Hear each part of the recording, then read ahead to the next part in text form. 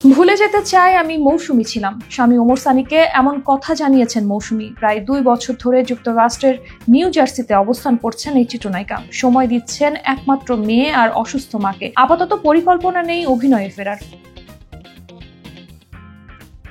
ওমর সানির ভাষ্যে মৌসুমী সহসায় ফিরছেন না, পরিবারই এখন তার অগ্রাধিকার। মৌসুমীর অভিনয়ে না ফেরা নিয়ে আক্ষেপ প্রকাশ করেন ওমর সানি। তার অভিযোগ, মৌসুমীর মতো একজন লেজেন্ডকে নিয়ে ভালো কাজ তৈরি করার ভাবনা নেই কারোর।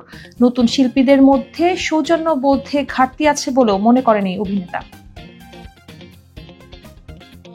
মৌসুমীর 51তম জন্মদিনেও কেটেছে যুক্তরাষ্ট্রে। মূলত স্থায়ী আবাসন গড়ার লক্ষ্যে দেশটিতে অবস্থান করছেন মৌসুমী।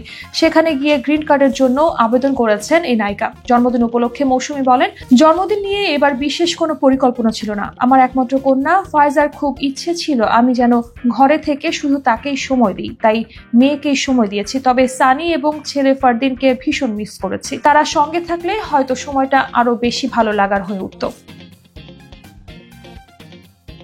ঢাকার সিনেমার গ্ল্যামার গার্ল মৌসুমী দীর্ঘদিন ধরে ছিলেন বড় পর্দার আলোচনায়। 1993 সালে সালমান শাহর বিপরীতে কিয়ামত থেকে কিয়ামত সিনেমায় যাত্রা শুরু করেন তিনি। হয়ে ওঠেন দর্শকের প্রিয় মুখ। সর্বশেষ 2023 সালের ঈদে সোনার চর সিনেমায় দেখা গেছে মৌসুমীকে। যুক্তরাষ্ট্রে বিভিন্ন ইভেন্টে এখনো পারফর্ম করছেন তিনি। 27 এপ্রিল নিউ ইয়র্কে অনুষ্ঠিত Bangladesh day parade and festival এর মঞ্চে গানও গেয়েছেন এই অভিনেত্রী।